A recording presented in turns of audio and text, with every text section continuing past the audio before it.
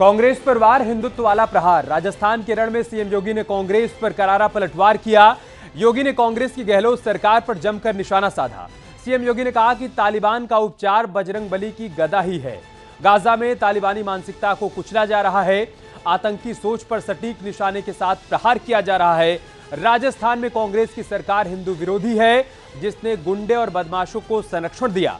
लेकिन यूपी में आज बुलडोजर विकास का प्रतीक बन चुका है। इस पर कांग्रेस ने पलटवार करते हुए कहा कि जनता इसका जवाब बीजेपी को जरूर देगी। इसी पर शुरू करेंगे डिबेट, लेकिन सबसे पहले आप एक रिपोर्ट करें।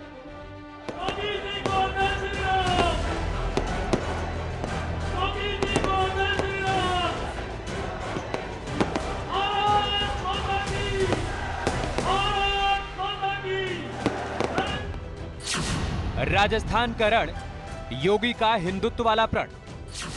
अगर कांग्रेस कहीं से दुर्भाग्य से सफल होती है तो फिर तालिबानी मानसिकता हावी होकर के बहन बेटियों की इज्जत के साथ खिलवाड़ करेंगे, व्यापारियों का शोषण करेंगे, अपहरण करेंगे, गरीबों की संपत्तियों पर कब्जा करेंगे, गौ तस्करी का काम करेंगे, मठ और मंदिरों को नुकसान पहुंचाएंगे।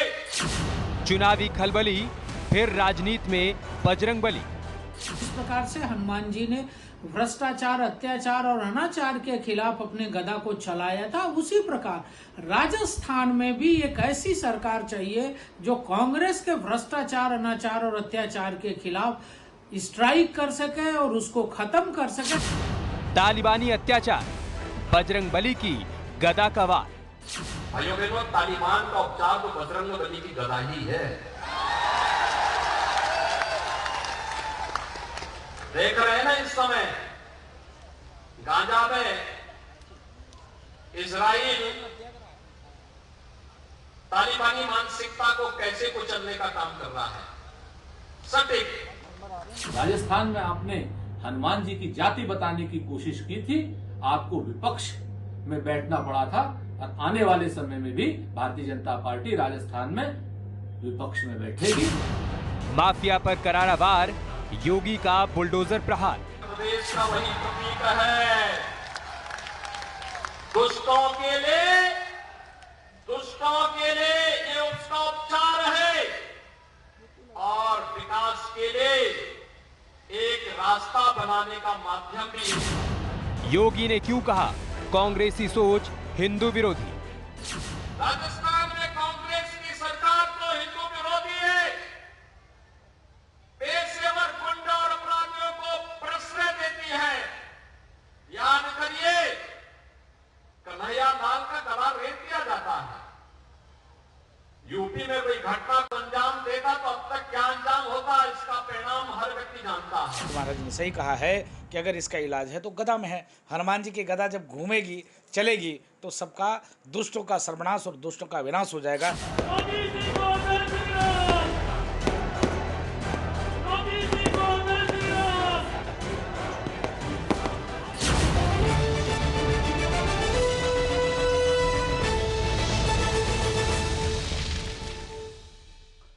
और डिबेट की शुरुआत करें उससे पहले आपको बता देते हैं कि किन सवालों के इर्द गिर्द आज हम डिबेट को रखने वाले हैं। हमारे पहले राउंड का सवाल क्या है, सबसे पहले आप वो देख लीजिए। राजस्थान का रण, योगी का हिंदुत्व वाला प्रण, इसके मायने क्या है, ये जानने और समझने की कोशिश करेंगे। हमारे दूसरे राउंड का सवाल क्या है, आप वो भी देख लीजिए। दूसरे राउंड का सवाल है चुनावी खलबली, फिर राजनीति में बजरंगबली। कर्नाटक चुनाव में भी बजरंगबली खूब जोर शोर से आए थे और एक बार फिर से बजरंगबली का नाम चर्चा में है। माफिया पर वार, योगी का बुलडोजर प्रहार। एक बार फिर से मुख्यमंत्री योगी आदित्यनाथ ने मंच से बुलडोजर का जिक्र किया है और कहा है कि किस तरीके से माफियाओं पर बुलडोजर एक्शन उत्तर प्रदेश में लिया गया। तो इन्हीं सवालों के इर्द गिर्द हम चर्चा को आगे बढ़ाएंगे। सबसे पहले मेहमानों से आपका परिचय करवा देते हैं। राजेश चौधरी हमारे साथ जुड़ चुके हैं, प्रवक्ता है भारतीय जनता पार्टी के। अशोक यादव जी हमारे साथ जुड़ चुके हैं, प्रवक्ता है समाजवादी पार्टी के। सुभाष चंद्र यादव जी हमारे साथ जुड़ चुके हैं, प्रवक्ता है एसबीएसपी के। अनिल दुबे हमारे साथ जुड़ चुके हैं, आप आरएलडी के प्रवक्ता हैं। अभिमन्यु त्यागी जी हमारे साथ जुड़ चुके हैं, आप प्रवक्ता हैं कांग्रेस पार्टी के। त्यागी जी, मैं शुरुआत आपसे ही कर रहा हूं। मुख्यमंत्री योगी आदित्यनाथ की तरफ से सीधे शब्दों में कहा गया कि राजस्थान की गहलोत सरकार हिंदू विरोधी है। अगर दोबारा से कांग्रेस की सरकार बनती है तो एक बार फिर से हिंदुओं पर अत्याचार होगा, अनाचार होगा। आपको और मुझे सभी लोगों को नमस्कार, जय हिंद, वंदे मातरम। देखिए शुक्ला जी, जब पेट्रोल का दाम बढ़ता है, जब सिलेंडर का दाम बढ़ता है, जब किराया बढ़ता है, रेल का किराया बढ़ता है, रोडवेज का किराया बढ़ता है, जब बिजली का किराया बढ़ता है, जब स्कूल की फीस बढ़ती है, तो वो हिंदुओं पर कुठाराघात होता है कि नहीं होता है? और मैं ये पूछना चाहता हूँ सरकार से कि मेरठ में हत्या हुई दलित समाज के एक नौजवान की, और ऐसा कहीं कोई दिन नहीं जाता है जहाँ लूट ना होती हो, बलात्कार ना होता हो उत्तर प्रदेश में, चैन स्नैचिंग ना होती हो। आप अपने प्रदेश छोड़कर एक दूसरे प्रदेश में जाकर पोलराइजेशन की बात कर रहे हैं। आपको दिख रहा है वहाँ हार क्या है। राजस्थान में गहलोत जी की जो लोकप्रिय सरकार है वो दोबारा से बनने जा रही है, और तो साम दाम दंड में जिस भी तरह से आप लोग चुनाव में सहारा ले सकते हैं हिंदुत्व का, मंदिर मस्जिद का, वो पूरी कोशिश भाजपा कर रही है, पर जनता सबक सिखाएगी। देखिए भाजपा का टेम्परामेंट, जो माफ करे राजस्थान का टेम्परामेंट इस तरीके का नहीं है। राजस्थान में जनता बहुत ज्यादा हिंदू मुसलमान के चक्कर में नहीं पड़ती है। और जो गहलोत सरकार है, गहलोत जी और सचिन पायलट जी की जोड़ी मिलकर राजस्थान में फिर से सरकार बनाने जा रही है, कांग्रेस पार्टी की सरकार बन रही है। मैं तो ये भी कहूंगा कि 5 राज्यों के जो चुनाव हो रहे हैं, पांचों की 5 राज्यों में कांग्रेस पार्टी की सरकार बन रही है। निराशा इनको हाथ लगने लगी है। इनके त्यागी जी अभी राजस्थान पे रही है, त्यागी जी अभी राजस्थान पे रही है, 5 राज्यों पर बाद में जाएंगे। अभी त्यागी जी पिछले दिनों जोधपुर में क्या हुआ आपको मालूम है? त्यागी जी एक सेकंड, आवाज मिल रही है आपको? अभिनव त्यागी आपको आवाज मिल रही है ना? जी जी जी शुक्ला, ठीक है। अभी पिछले दिनों जोधपुर में क्या हुआ आपको मालूम है? वहां पाकिस्तान से जो हिंदू शरणार्थी आए थे, वो जहां रह रहे थे, उनकी बस्तियों पर बुलडोजर चलाया गया, उनको उजाड़ दिया गया। उनका यह कहना था कि उनसे पैसे लेकर यहां पर वो जगह उनको आवंटित की गई थी और उन्होंने अपना आशियाना बनाया, उसके बाद उसको उजाड़ दिया गया। इस वजह से कहा जा रहा है कि राजस्थान की गहलोत सरकार हिंदू विरोधी है। देखिए शुक्ला जी, भाजपा बनी हुई 40 साल पुरानी पार्टी भी नहीं है। कांग्रेस पार्टी आजादी के आंदोलन की पार्टी है।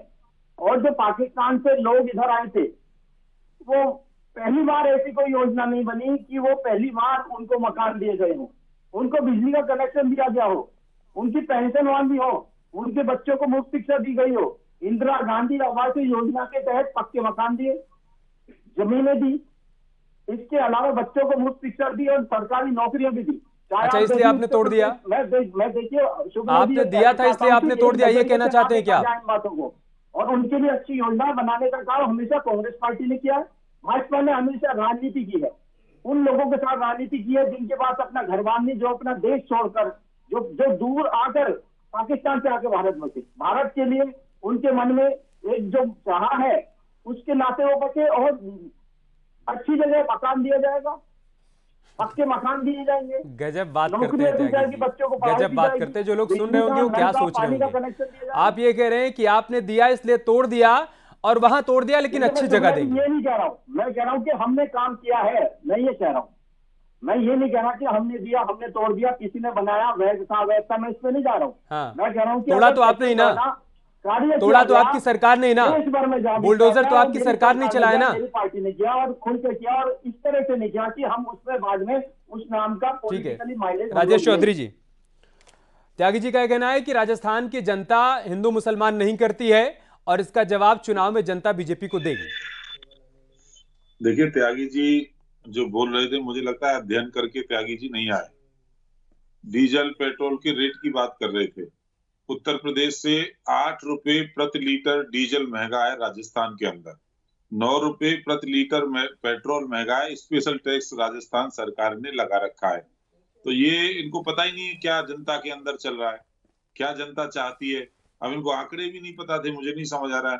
और रही बात हिंदू मुस्लिम करने की, कांग्रेस ही तो एकमात्र ऐसी पार्टी है जिसने हिंदू मुस्लिम शुरू किया। कांग्रेस ही तो वो पार्टी है जिसने भारत माता के 2 टुकड़े किए और देश का विभाजन हिंदू मुसलमान के ही आधार पर किया, कोई दूसरा आधार नहीं था। केवल धर्म के आधार पर देश का विभाजन का पाप यदि किसी ने किया है तो उस पार्टी का नाम है कांग्रेस पार्टी। ये कांग्रेस पार्टी कोई दूध की धुली हुई पार्टी नहीं है। कन्हैया लाल का गला कैसे रेत दिया गया, सबने देखा किस तरह से वहां गले काटे जा रहे हैं लोगों के। और बेबात के अंदर जाकर के देखेंगे किस तरह से दंगा भड़का, पूरा वहां किस तरह से गायों की अवैध जो है तस्करी होती है, गाय की हत्याएं हो रही हैं। कोई सुनने वाला नहीं। अराजकता है, मैं भी गया था प्रवास में राजस्थान, मैंने देखा वहाँ कानून व्यवस्था नाम की कोई चीज नहीं है। पुलिस लाचार खड़ी रहती है, बेबस खड़ी रहती है। कांग्रेसी जो नेता है उनके संरक्षण में पलने वाले गुंडों के लिए। और मैं तो बॉर्डर के जिले से आता हूँ, मेरी विधानसभा भी राजस्थान के कोने पर लगती है। तो यहाँ के सारे अपराधी पलायन करके तो राजस्थान में शरण पाए हुए हैं। ये राजस्थान की हालत तो तभी खराब हुई है ना जब लॉ एंड ऑर्डर की कोई स्थिति नहीं है। कांग्रेसी उनके साथ खड़े हुए, इनको नहीं पता वहां का टेम्परामेंट। मैं दावे के साथ कहता हूं 2013 के अंदर जितनी बहुमत के साथ भारतीय जनता पार्टी ने सरकार बनाई थी उससे अधिक सीटों के साथ राजस्थान के अंदर सरकार बनने वाली है। और बात कर रहे थे सचिन पायलट और गहलोत की जोड़ी की। सचिन पायलट कहते हैं गहलोत बेईमान है, भ्रष्टाचारी है, उनकी सरकार भ्रष्टाचार के घोर आकंठ में डूबी हुई है, गरीब जनता की कमाई को बर्बाद करने का काम कर रही है। और गहलोत जी कहते हैं उसी जोड़ी में सचिन पायलट नालायक है। इस भाषा का इस्तेमाल कहाँ होता है? कांग्रेस पार्टी के अंदर दोनों पार्टी के नेता हैं, दोनों पार्टी के जिम्मेदार हैं। एक सीएम था, एक डिप्टी सीएम था। सीएम डिप्टी सीएम के लिए कहता है नालायक है, ये जोड़ी है। अरे ऐसी जोड़ी राजस्थान की जनता को नहीं चाहिए, ऐसी जोड़ी भारत में नहीं चाहिए जो बर्बाद कर रही हो राजस्थान को। राजस्थान की जनता स्पष्ट बहुमत के साथ भारतीय जनता पार्टी। ठीक है त्यागी जी, जल्दी से जवाब दीजिए, उसके बाद मैं बाकी मेहमानों के पास जाऊंगा। त्यागी जी। देखिए शुक्ला जी, सबसे पहले मैं जो मेरे भाजपा के भाई बैठे हैं उनसे कहना चाहूंगा कि इन्होंने आरोप लगाया कि गऊ की तस्करी होती है। मैं भी गऊ को पूजने वाले परिवार से हूं। मैं इनसे पूछना चाहूंगा, तस्करी होती है तो जो बराबर के राज्य हैं उनमें सरकारें किसकी हैं? आपने कभी कोई ऐसा रैकेट पकड़ा? आप चुनाव में सनसनीखेज बयान देकर, अरे एक तरीका होता है चुनाव लड़ने का, आप मुद्दे पर चुनाव लड़िए। लेकिन आप जिस तरह से ये कुठारघात करते हैं सामाजिक व्यवस्था की, ये निंदनीय है। अब मैं बात कहना चाहता हूं गहलोत साहब और सचिन पायलट साहब के लिए। हर घर में, हर परिवार में अगर कहीं कोई बात होती है तो उसको मिल बैठ के सुलझाया जाता है। कांग्रेस पार्टी में यही विचार है जैसे किसी भी घर परिवार का विचार होता है। तो आज मिलकर साथ लड़ रहे हैं चुनाव में। आप बताइए, आपके पास कोई ऐसा नेता है जो घेरने का भी काम कर पा रहा हो? आप तो मोदी जी के नाम पर चुनाव लड़ रहे हैं। आप तो योगी जी को बुलाकर मजबूरी में आपको उनसे भाषण दिलवाना पड़ रहा है। लेकिन राजस्थान की जनता आप लोगों को ठीक है सबक त्यागी जी, सिखाने जा रही है। ऐसे तो फिर वो भी अलग अलग राज्यों में गिराएंगे और वो भी यही कहेंगे कि आपने इतने सारे दलों का गठबंधन तो बना लिया लेकिन उसका कोई चेहरा नहीं है, उस पर नहीं जाते हैं। अशोक यादव जी, मुख्यमंत्री योगी आदित्यनाथ ने कहा कि तालिबानी सोच का खात्मा जरूरी है और जो इजराइल हमास के साथ कर रहा है, बजरंग बली की गदा वही तालिबानी सोच वालों के साथ हिंदुस्तान में करेगी। देखिए सबसे बड़ी समस्या क्या है कि भारतीय जनता पार्टी के पास चुनाव जब आता है तो उसको इस तरह के इशूज याद आते हैं। आप ये बताइए, इम्पोर्टेड इशू लाके हमास का इशू आज राजस्थान के चुनाव में डालने क्या औचित्य है? ये वहां की जनता को बतलाने के अलावा क्या हो सकता है? दूसरी बात, बजरंग बली की बात करें, बजरंग बली गदा का प्रहार भारतीय जनता पार्टी भूल गई है कर्नाटक में। जो झूठ हम खड़े दम पर सरकार बनाने की उसका दुष्चक्र था, उससे बजरंग बली ने प्रहार करके उसके सपने को चकनाचूर करने का काम किया। आपको याद होगा अनुज जी, जब 2019 का चुनाव हो रहा था और पुलवामा के शहीदों की 24 घंटा भी नहीं थी और उनकी मतलब डेड बॉडी का फोटो लगा के यही शुरू में वोट मांगने का काम किया गया माननीय मोदी जी के द्वारा। तो ये लोग जब जैसे चुनाव आता है ये सारे मर्यादाएं सार के देते हैं। देश की देश आपके मतलब आपके हवाले हो जाए, देश में दंगे भड़क जाए, देश में कुछ भी हो जाए, इनको किसी चीज का कोई मतलब नहीं। बस इनको एक ही किताब है, जैसे महाभारत में अर्जुन मछली की आंख निशाना था, उसी तरह से इनका निशाना सिर्फ इनका चुनाव रहता है। देश किसी भी समस्या से आज मुंह मोड़ने का काम भारतीय जनता पार्टी की सरकार कर रही है। ऑर्गेनाइजर ने 27 मई को लेख आया था कि माननीय मोदी जी का चेहरा अब चुनाव जीतने के लायक नहीं बचा है। इसी क्रम में ये लोग बौखलाए हुए हैं, लगातार इस तरह के बयान दे रहे हैं जिससे देश में तनाव फैले, सांप्रदायिक तनाव फैले। और फिर से एक बार अशोक यादव जी, जब आप बाकी लोगों के बयानों पर ध्यान देते हैं तो अपनी पार्टी में, आपकी पार्टी में जो लोग इस तरीके के बयान देते हैं उन पर ध्यान देते हैं या नहीं देते हैं? स्वामी प्रसाद मौर्य क्या असल मुद्दों पर बयान दे रहे हैं क्या? वो कभी राम मंदिर उद्घाटन पर बेतुके बयान देते हैं तो कभी संतों पर बेतुके बयान देते हैं, कभी रामचरितमानस पर बेतुके बयान देते हैं। वो असली मुद्दों की राजनीति कर रहे हैं क्या? देखिए स्पष्ट रूप से हमारे वरिष्ठ नेतागण जितने भी पार्टी के हैं, चाहे माननीय शिवपाल जी हो, चाहे माननीय अखिलेश यादव जी हो, उन्होंने स्पष्ट बोल दिया है कि उनका व्यक्तिगत बयान है। गजब। आपकी पार्टी में कोई कुछ भी बोले तो उसका व्यक्तिगत बयान हो जाएगा, और दूसरी पार्टी के एक एक नेताओं का बयान उठाकर आप कहेंगे कि असल मुद्दों से ध्यान भटकाने के लिए इस तरीके से बयान देते हैं, और इसको मान लिया जाए। आप चाहते हैं चुनाव कहाँ हो रहा है? यूपी में चुनाव हो रहा है कि राजस्थान में चुनाव हो रहा है? चुनाव तो राजस्थान में हो रहा है। अच्छा, तो मतलब अभी यूपी के आपके नेता जो भी बयान दे रहे हैं उस पर सवाल न किया जाए, ये कह रहे हैं आप? नहीं, देखिए, चुनावी बयान है अनुज जी, जो माननीय योगी जी का बयान है चुनावी बयान है, और वो जान रहे हैं कि राजस्थान में उनकी मटिया पलीद होने वाली है। हाँ। वसुंधरा राजे का खेमा बिल्कुल भारतीय जनता पार्टी को हराने के लिए तैयार है। इस तरह का बयान देकर पोलराइजेशन करना चाहते हैं। ठीक है, स्वामी प्रसाद मौर्य जो बयान दे रहे हैं वो जनता से जुड़ा हुआ बयान है। सुभाष चंद्र यादव जी, असल मुद्दों से ध्यान भटकाने की जो मंशा होती है, जो मकसद होता है, उसी के तहत इस तरीके के बयान दिए जाते हैं, ऐसा आरोप है समाजवादी पार्टी का भी, कांग्रेस पार्टी का भी, और उनका यह दावा है कि चाहे कितना भी हिंदू मुसलमान किया जाए, एक बार फिर से राजस्थान में कांग्रेस की सरकार बनेगी। बल्कि वो तो कह रहे हैं कि 5 राज्यों में हमारी सरकार बन रही है। अमित जी, ये दोनों जन एक ही थैले के चट्टे बट्टे हैं। जो कांग्रेस है वही समाजवादी पार्टी है, और जो समाजवादी पार्टी है वही कांग्रेस है।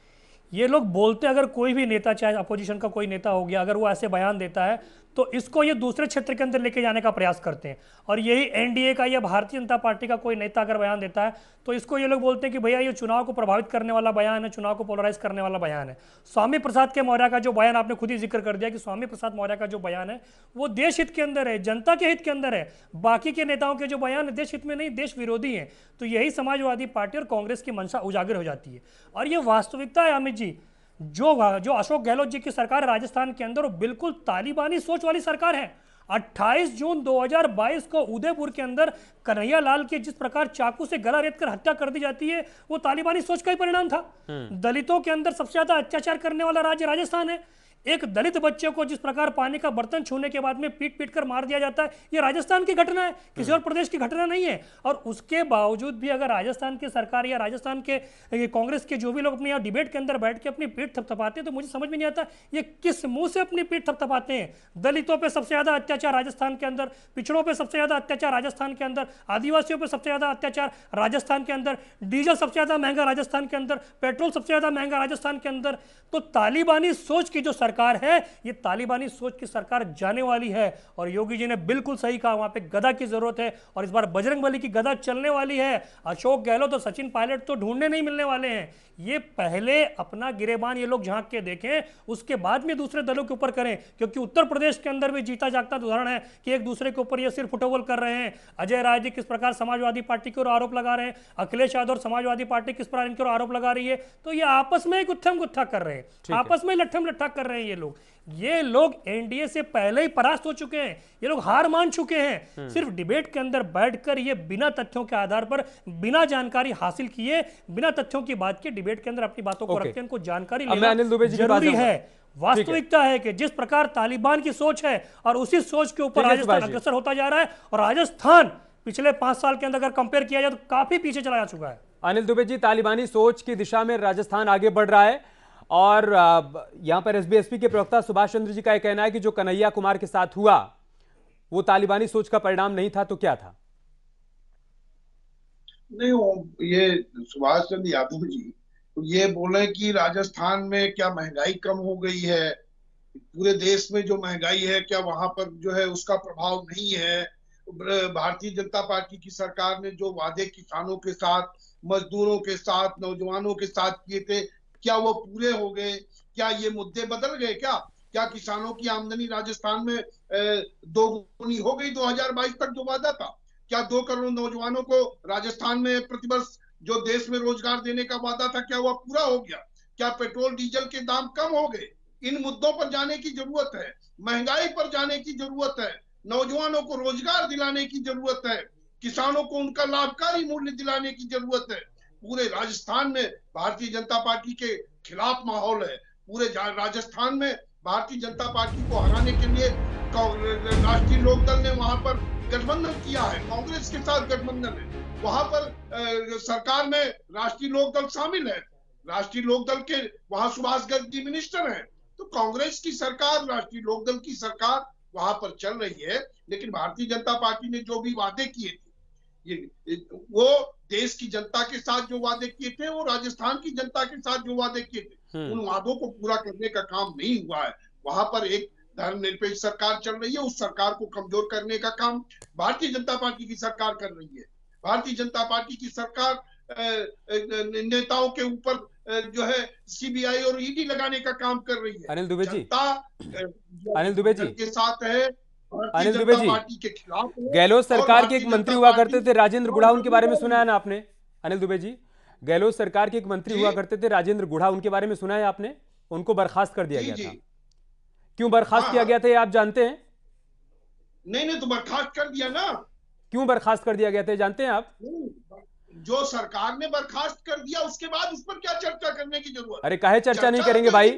उन्होंने सरकार पर एक सेकेंड दुबे जी, एक सेकेंड, आप ये कह रहे हैं कि वहां पर एक लोकतांत्रिक सरकार है, सबका विकास करने वाली सरकार है, कानून व्यवस्था को कायम करने वाली सरकार है, यही एक सेकेंड दुबे जी, अच्छा कह लीजिए आप। बात का जवाब, इनके नेता क्या क्या कहा करते थे? क्या जनगणना के ऊपर इनकी राय बदल गई क्या? ओम प्रकाश राजभर जी जनगणना की बात किया करते थे, आज जनगणना पर क्या राय है? जनगणना कराने की बात क्यों नहीं कर रहे हैं? क्या सारे पिछड़ों को न्याय मिल गया? क्या हो गया दुबे जी? देश भर के पिछड़ों को न्याय की बात आप किया करते थे, आज आप भारतीय जनता पार्टी के दुबे जी, तो आपको आपके दुबे जी, मुझे पता था कि मैं जैसे ही राजेंद्र गुढ़ा का नाम लूंगा आप दाएं बाएं भटकेंगे और डिबेट को डिरेल करने की कोशिश करेंगे। एक सेकंड हो गया, देखिए मैंने आपकी बात सुनी, बात सुनिए। राजेंद्र गुढ़ा ने कहा कि हमने जिस कानून व्यवस्था को कायम करने की बात कही थी राज्य में हम नहीं कर पाए, महिला अपराध को हम नहीं रोक पाए, अपनी सरकार पर उन्होंने सवाल खड़ा किया तो उनको बर्खास्त कर दिया गया मंत्रिमंडल से। तो अगर आपका कोई मंत्री ये कहे कि हम लॉ एंड ऑर्डर को नहीं मेंटेन कर पाए तो क्या आप उसकी बात को दरकिनार कर देंगे, उसको मंत्रिमंडल से बाहर कर देंगे और इससे आपके दाग धुल जाएंगे, ये कहना चाहते हैं आप? और भारतीय जनता पार्टी को हम जीतने नहीं देंगे। भारतीय जनता पार्टी को हम जनता के मुद्दों पर घेरने का काम करेंगे, महंगाई के सवाल पर, किसानों के सवाल पर, नौजवानों के सवाल अभी आप भी एक्सपोज हो रहे हैं। चूंकि आपने कांग्रेस पार्टी के साथ राजस्थान में गठबंधन किया, इसलिए मैं आपसे सवाल कर रहा हूं कि अगर सरकार का कोई मंत्री ये कहे कि नहीं हम कानून व्यवस्था कायम नहीं कर पाए, हम महिलाओं को सुरक्षा नहीं दे पाए, तो आपको एक्सपोज कर रहा है जनता के बीच में और आपको इसका जवाब जनता को देना होगा। दुबे जी, बात भारतीय जनता पार्टी की नहीं है, आपकी सरकार के एक मंत्री की है। थोड़ा सवाल मणिपुर पर भी कर लीजिए। अच्छा। मणिपुर की महिलाएं नहीं थी? मणिपुर की घटना पर प्रधानमंत्री पूरा ये आप अपने मंत्री से कहते ना, ये तो गहलोत जी को अपने मंत्री से कहना चाहिए था, लेकिन उनके सवाल करने के बाद उनको मंत्रिमंडल से बाहर निकाल दिया। मणिपुर की घटना पर इनको चर्चा नहीं करनी चाहिए। सही बात, राजेश चौधरी करना चाहिए था आपके मंत्री को, लेकिन आपके मंत्री को राजस्थान पर नहीं बोलना चाहिए था। आपके मंत्री को राजस्थान पर नहीं बोलना चाहिए था। अमनित त्यागी जी, क्या अगर कांग्रेस पार्टी के भीतर या सरकार के भीतर कोई इस बात को लेकर अपनी आवाज उठाए कि नहीं हम लॉ एंड ऑर्डर मेंटेन नहीं कर पाए, हम महिलाओं को सुरक्षा नहीं दे पाए, तो उसको मंत्रिमंडल से बाहर कर दिया जाए? और इससे लग रहा है आपको कि आपके दाग धुल जाएंगे, जनता मान जाएगी कि नहीं लॉ एंड ऑर्डर आपने मेंटेन किया है?